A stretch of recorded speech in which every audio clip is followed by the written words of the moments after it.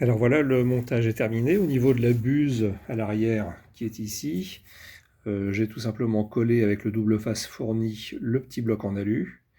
De part et d'autre, il y a un écrou, mais quand c'est serré ici, déjà ça bouge plus, hein. Et on peut régler l'inclinaison vers le haut ou vers le bas de la buse, ce qui sera nécessaire lorsque je devrais tendre la chaîne, hein. On voit bien que les deux tuyaux en cuivre ont été cintrés, de manière à avoir un espace de 7 mm qui correspond à la couronne. Ça touche un petit peu. Bon, je pense qu'il va y avoir un petit peu de frottement, un petit peu d'usure au début, puis ça va se stabiliser.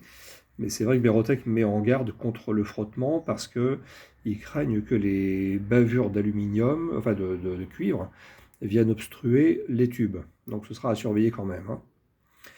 Ensuite, on a le tuyau transparent qui part. Je l'ai fixé derrière une des fixations du carter de chaîne avec un collier.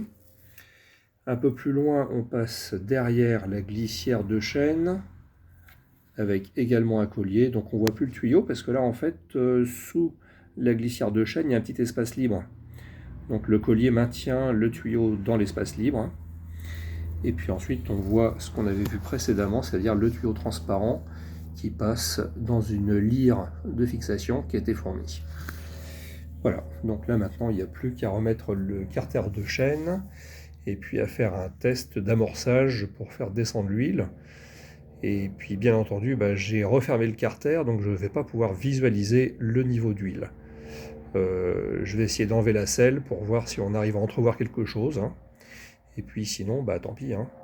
Alors, à savoir que la mise à l'air qui est sur le réservoir à l'origine, hein, qui est un petit embout en laiton avec un petit filtre frité, hein, on peut le remplacer par un tuyau transparent et déporter le trop-plein, en fait.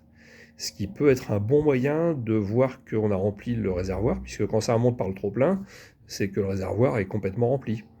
Donc voilà, ça sera peut-être à penser dans un deuxième temps si je ne trouve pas de moyen de contrôler autrement par le dessous de selle.